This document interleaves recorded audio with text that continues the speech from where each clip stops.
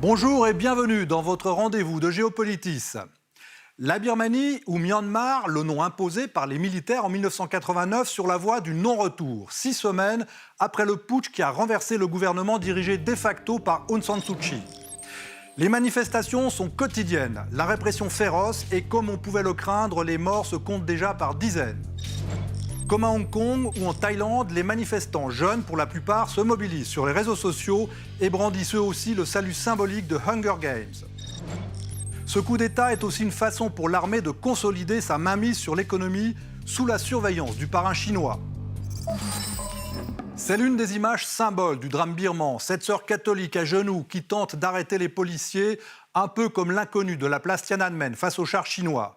La Birmanie, à nouveau sous dictature militaire, un régime qui s'est succédé sans discontinuer de 1962 jusqu'en 2011, où s'ouvrait une ère de semi-démocratie avec l'arrivée au gouvernement en 2016 de l'opposante historique.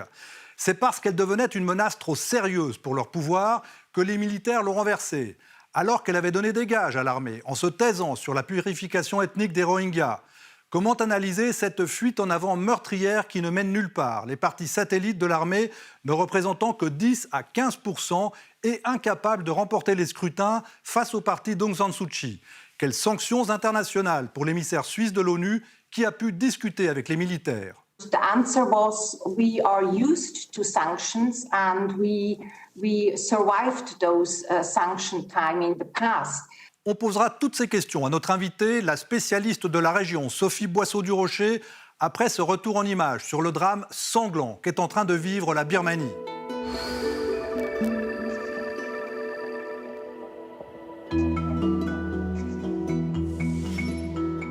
La révolte birmane a sa martyre. Le slogan de son t-shirt « Tout ira bien » résonne comme un cri de défi aux forces armées qui, le 3 mars, ont tué 38 personnes.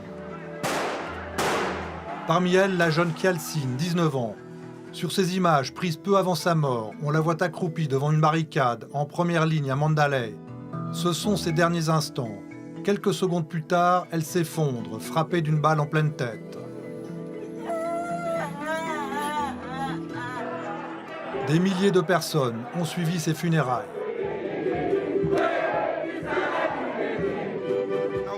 Ces personnes qui sont mortes pendant la Révolution avaient un avenir, des familles. Et je pense que ça ne vaut pas la peine de gaspiller leur vie parce qu'elles ont tant de choses à faire.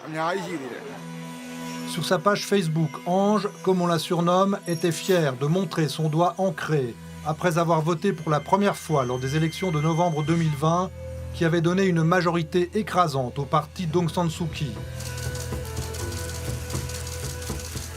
Des élections truquées selon les chefs militaires du pays qui justifient ainsi le coup d'État du 1er février.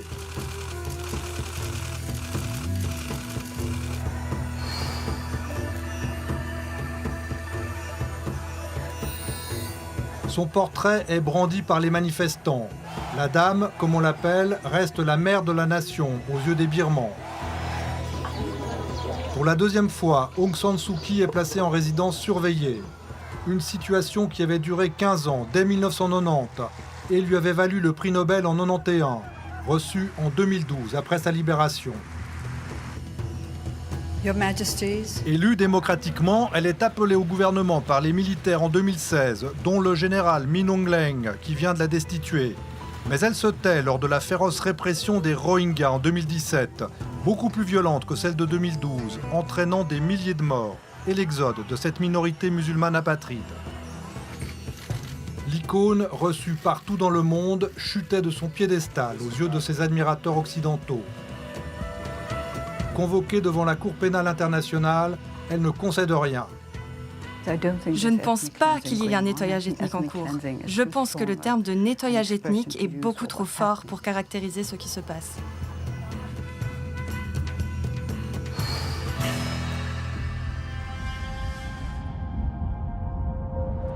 Pour l'armée birmane, le coup d'État du 1er février permet de tourner la page Aung San Suu Kyi. Inacceptable pour l'ambassadeur birman à l'ONU, démis de ses fonctions après un discours émouvant qu'il termine en faisant le signe des manifestants. Nous avons besoin de l'action la plus forte de la communauté internationale pour mettre fin immédiatement au coup d'État militaire à l'oppression du peuple innocent et pour rendre le pouvoir de l'État au peuple et restaurer la démocratie. Si des élections sont organisées dans un an, comme ils l'affirment, les militaires comptent bien les remporter pour imposer ce qu'ils appellent une démocratie florissant dans la discipline.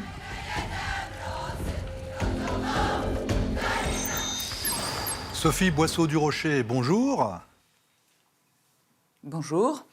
Chercheuse du centre Asie à l'IFRI, vous êtes notamment spécialiste de la Birmanie. Certains observateurs jugent incompréhensible ce coup d'État alors que l'armée qui avait initié le processus de démocratisation conservait évidemment un pouvoir très important avec 3 ministères clés, en droit de veto et surtout 25% de sièges attribués au Parlement. Comment voyez-vous les choses finalement, vous ? Écoutez, en fait, je crois qu'on a fait il y a eu un malentendu. L'armée n'a jamais envisagé une transition démocratique, elle a envisagé une transition politique, ce qui est fort différent. Et effectivement, la transition politique se transformant sous la direction d'Aung San Suu Kyi en transition démocratique, elle a décidé d'agir pour arrêter le processus avant que celui-ci ne lui échappe complètement.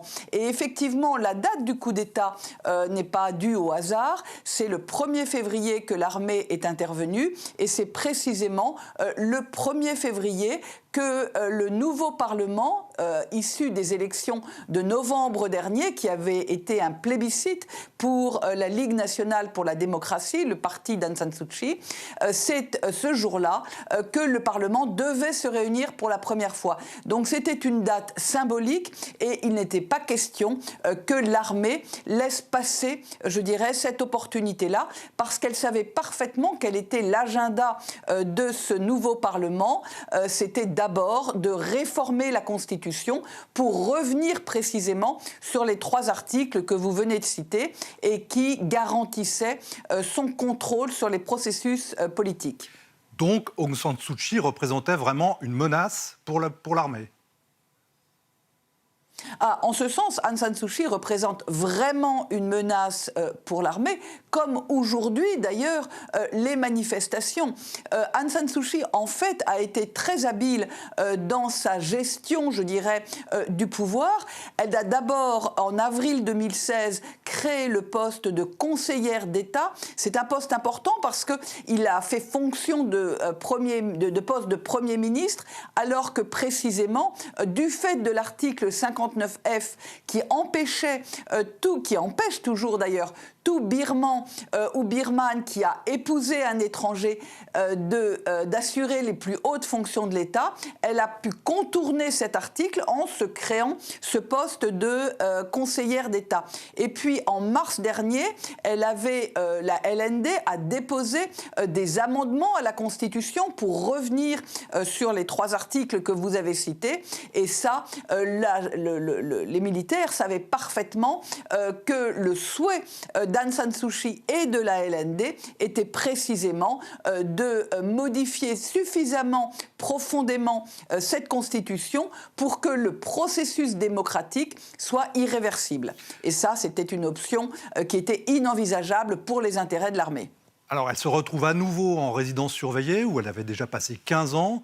Selon vous, quel est son avenir ? Que va-t-elle devenir ? Écoutez, moi, là, sur le coup, je suis relativement sceptique sur l'avenir politique à proprement parler d'Aung San Suu Kyi. D'une part, parce qu'elle a 75 ans. Et donc, elle arrive quand même dans une période de vieillesse avancée. Et on va justifier, si vous voulez, de cet argument. L'armée va justifier de cet argument pour l'empêcher d'assurer à nouveau des fonctions politiques. Et puis, comme vous l'avez dit vous-même, Aung San Suu Kyi représente véritablement une menace et donc il faut l'écarter du pouvoir. Il se trouve qu'Aung San Suu Kyi a des grandes forces, mais elle a aussi quelques faiblesses et notamment elle partage assez peu le pouvoir et elle n'a pas vraiment préparé sa succession. Et donc le pari de l'armée est que la LND ne survivra pas ou survivra difficilement à Aung San Suu Kyi. Donc il est évident que l'armée voudra bien maintenir la LND, mais ne voudra pas maintenir Aung San Suu Kyi à la tête de la LND. Donc je crois que ce sera son ultime sacrifice pour la nation birmane, ce sera de s'écarter du pouvoir. Alors en attendant, évidemment, la répression est féroce, déjà plusieurs dizaines de morts. Est-ce que l'on peut craindre un scénario semblable à celui de 1988 où il y avait eu 3000 morts ? Oui, écoutez, malheureusement, je crois que c'est un scénario qui est envisageable. Vous savez, en 1988, la répression n'avait pas eu lieu du jour au lendemain. Il avait fallu plusieurs semaines avant que l'armée exaspérée intervienne. Et là, on peut craindre qu'il s'agisse du même scénario. C'est-à-dire qu'on voit depuis le début de la semaine véritablement un renforcement de la violence, de la répression. Donc maintenant, la réflexion que nous devons mener, c'est comment aider, comment la communauté internationale peut aider pour qu'il n'y ait pas de bain de sang équivalent à celui de 1988. Alors évidemment, le mouvement de désobéissance civile montre la difficulté pour l'armée de gouverner un pays qui a goûté à la liberté et dont la jeunesse se mobilise sur les réseaux sociaux. On se retrouve juste après ce sujet de Juliette Galeazzi.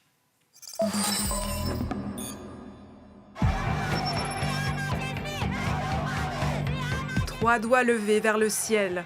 Ce geste simple est devenu le signe de ralliement des Birmans opposés à la junte militaire. Un geste inspiré de la série américaine Hunger Games, adoptée en 2014 en Thaïlande et utilisée depuis par les manifestants qui défient la monarchie et l'autorité militaire. Derrière ces symboles empruntés à la pop culture, une jeunesse asiatique militante et engagée, solidaire même au-delà des frontières nationales pour faire triompher la liberté et la démocratie. À Bangkok, Hong Kong, Taïwan, ils échangent et se soutiennent à travers un réseau initialement anti-Pékin, la Milk Tea Alliance, en référence au thé au lait très apprécié en Asie du Sud-Est, contrairement à la Chine. Et le mouvement s'étend désormais à la Birmanie. Sur Twitter, ces jeunes, qui représentent 45% de la population birmane, se mobilisent et documentent leur combat. C'est une bonne idée de la part de notre génération Z. La génération Z, la communauté LGBT, les manifestants déguisés essayent d'attirer l'attention internationale sur Twitter. Et les internautes d'autres pays l'ont remarqué. Et c'est ça la principale différence avec les mouvements de 1988 et 2007. Aujourd'hui, le monde entier peut suivre en direct ce qui se passe dans les rues de Rangoon et Mandalay. De quoi désemparer une junte militaire d'un autre temps, surprise que son modèle de répression ne fonctionne plus aussi bien. Comme le révélait début mars l'émissaire de l'ONU pour la Birmanie, la Suissesse Christine Schraner-Burgener. Il y a des jeunes qui ont vécu librement pendant 10 ans. Ils sont sur les réseaux sociaux, ils sont bien organisés et très déterminés. Et ils ne veulent pas retourner dans une dictature et dans l'isolement.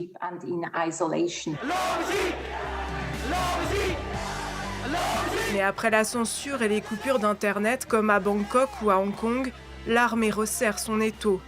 Face aux manifestants et à leurs symboles, c'est désormais à balles réelles qu'elle répond.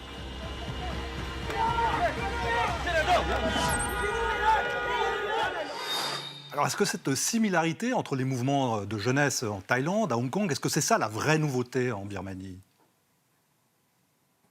Alors oui, c'est vraiment la nouveauté parce que c'est l'action politique, l'engagement politique des jeunes aujourd'hui montre précisément le décalage entre une société qui a évolué à vitesse grand V depuis 10 ans et une armée en Thaïlande comme en Birmanie d'ailleurs, qui n'a pas véritablement suivi le mouvement. Donc il y a ce décalage qu'essaient d'exploiter aujourd'hui les jeunes et l'ensemble d'ailleurs de la société birmane. Comment voyez-vous évoluer les choses ? On parle effectivement d'élections dans 1 an. L'armée voudrait ce qu'elle appelle une démocratie florissante dans la discipline. Quelle forme cela peut prendre en Birmanie ?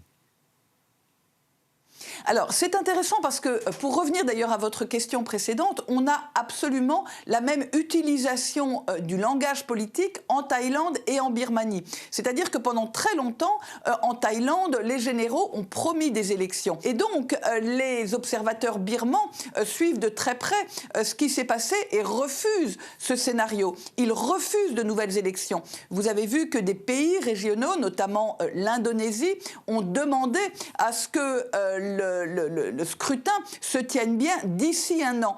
Une hypothèse qui a été immédiatement réfutée par les manifestants parce qu'ils disent précisément le scrutin s'est tenu en novembre dernier et c'est ce scrutin-là qui fonctionne. Voilà, donc ça c'est un point important.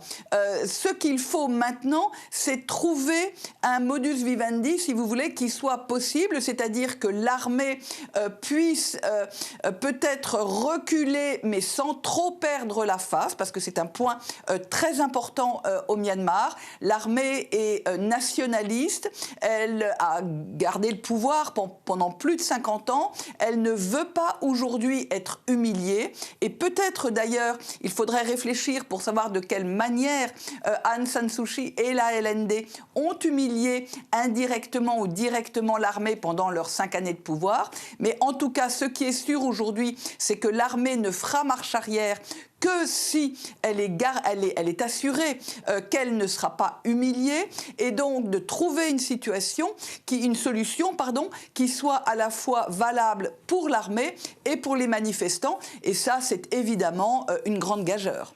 Alors, quel peut être le rôle de la communauté internationale? On parle évidemment de sanctions. La représentante suisse de l'ONU pour la Birmanie estime qu'elle a eu les militaires au téléphone, enfin, elle leur a parlé que les sanctions sont totalement inefficaces. Oui, écoutez, de nombreuses études ont démontré que les sanctions ne fonctionnaient pas. Et je crois d'ailleurs que le processus s'est un peu accéléré parce que finalement, avec l'intégration de la Birmanie dans l'Association des nations de l'Asie du Sud-Est, l'ASEAN, et puis plus généralement dans les circuits économiques asiatiques, la Birmanie, l'économie birmane dépend beaucoup moins aujourd'hui encore des circuits occidentaux. Donc il est évident que ces sanctions ne fonctionnent pas ou en tout cas ont un impact très limité. Ce qui est intéressant, c'est que dans l'échange qu'il y a eu entre Mme Burgener et les militaires, c'est que ceux-ci ont dit nous, les sanctions, on s'en moque. Et donc c'est un point, si vous voulez, important parce que ça montre bien précisément leur état d'esprit. Donc la communauté internationale, je crois, avec des sanctions, des condamnations ou des injonctions, aura peu de chances de se faire entendre. En revanche, la communauté régionale, j'ai fait allusion tout à l'heure, notamment l'Indonésie, peut amener les militaires progressivement à admettre que ce coup-là était peut-être le coup de trop et qu'ils n'avaient pas considéré les évolutions sociétales. Et puis, je crois qu'il y a tout simplement un argument très concret qui pourrait amener les militaires à faire une légère marche arrière, c'est le coût économique. Ça, c'est un point important. Les militaires contrôlent une partie, évidemment, des circuits d'exploitation des ressources, de production, de distribution de ces ressources. Il est évident qu'aujourd'hui, ce que cherchent à faire les manifestants, c'est à affecter, si vous voulez, ces circuits d'enrichissement de l'armée. Et cela se fait en Birmanie même. Vous avez vu qu'il y a eu des boycotts des produits birmans par les Birmans eux-mêmes, ou des produits, en tout cas, dont la distribution, comme la bière, est assurée par l'armée. Et puis, il y a évidemment le dernier acteur qui peut vraiment faire pression, c'est la Chine. 33% du commerce de la Birmanie est avec la Chine. Et aujourd'hui, les Chinois sont très mal à l'aise parce que ce sont leurs investissements qui sont visés. Les syndicats ont appelé à un boycottage, évidemment, des produits chinois, mais également à une attaque, je dirais, des infrastructures chinoises, notamment des pipelines. Donc là, si vous voulez, les les Chinois ont envie d'un retour à la stabilité très rapide et il n'est pas impossible que pour défendre leurs intérêts, ils défendent une solution de crise qui amènerait les militaires au compromis. Sophie Boisseau-du-Rocher, merci pour cette analyse très, très éclairante. On vient de parler de la Chine. Merci. Eh bien, justement, on va voir l'importance stratégique des intérêts chinois en Birmanie. C'est un sujet de Marcel Mion.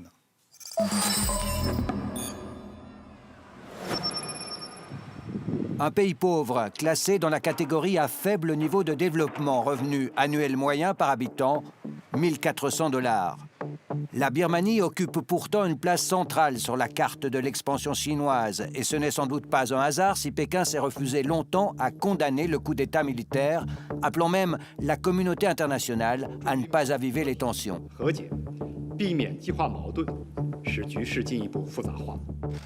La Chine est aujourd'hui le principal partenaire commercial de la Birmanie, et de loin, devant la Thaïlande, Singapour et le Japon. Le président Xi Jinping, accueilli en janvier 2020 dans la capitale birmane, avait emporté dans ses valises une trentaine d'accords pour la réalisation d'infrastructures portuaires, routières, ferroviaires, énergétiques. Au total, une enveloppe de près de 6 milliards $. La Chine entend développer un grand corridor économique avec un accès direct à l'océan Indien. Pièce maîtresse de cette stratégie, le port en eau profonde de Kyaukphyu, qui va permettre d'acheminer directement le pétrole du Moyen-Orient sans passer par la pointe sud de l'Asie. Kyaukphyu est situé dans l'État de Rakhine, théâtre en 2017 d'un nettoyage ethnique sans précédent. Près d'1 million de réfugiés musulmans ont été contraints à l'exil. La Chine est aussi le principal client de l'armée birmane, dont les cadres sont historiquement impliqués dans les secteurs clés de l'économie. À travers 2 consortiums, les militaires contrôlent l'essentiel des investissements étrangers, tourisme, pétrole, gaz, minerais. Les cadres de l'armée ou leur entourage disposent même d'un quasi-monopole sur le commerce du jade qui rapporterait 30 milliards $ chaque année. Ici, à Mandalay, le business fonctionne 24 heures sur 24 et les traders sont en majorité chinois.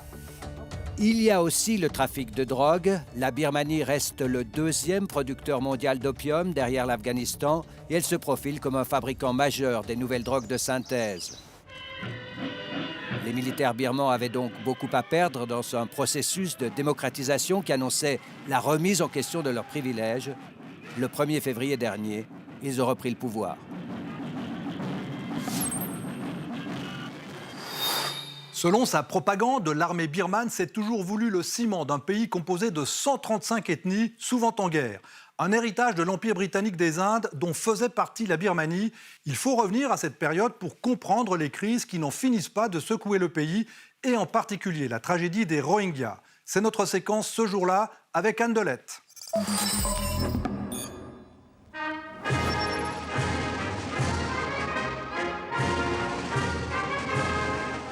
L'héritage anglais de l'Inde, on le découvre dans les statues de Lord Hardinge, vice-roi des Indes,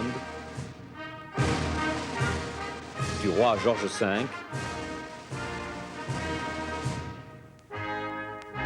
de la reine Victoria devant son mausolée de Calcutta. On le découvre dans l'architecture néo-gothique des gares et les autobus rouges à 2 étages qui circulent sur la gauche. Les Anglais ne sont plus que quelques milliers en Inde, mais les habitudes restent. Cette cathédrale date de 1718. L'assistance est indienne, mais les cantiques sont aussi résolument anglais que ces stèles commémoratives à la mémoire de tous ces bâtisseurs d'empire emportés par le choléra ou les guerres coloniales. L'Empire des Indes britanniques aura duré plus d'1 siècle, de 1824 à 1948. Lors de la constitution de cet empire, la couronne mène une guerre contre la Birmanie.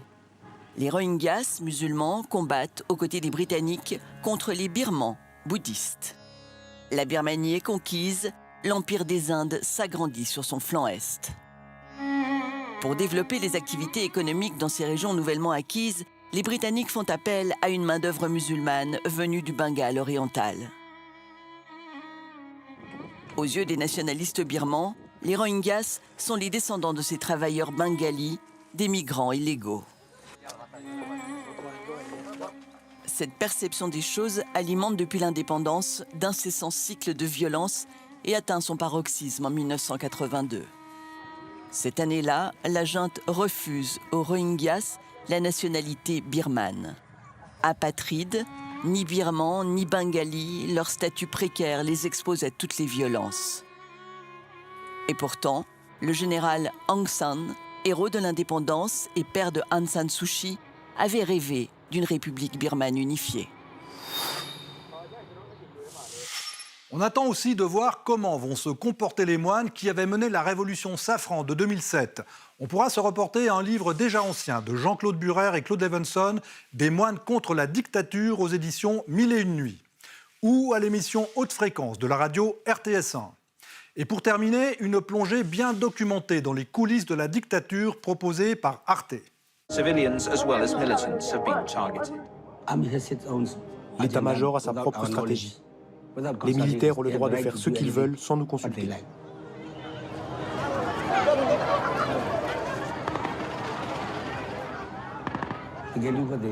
Ils font ce qui leur chante. On ne peut ni interférer, ni leur dicter leur conduite. Au nom de toute l'équipe, merci de votre fidélité à Géopolitis. Nous restons accessibles sur notre site et notre chaîne YouTube et bien sûr multi-rediffusés sur RTS2 et notre partenaire TV5 Monde. À la semaine prochaine pour une émission consacrée au pouvoir des GAFAM.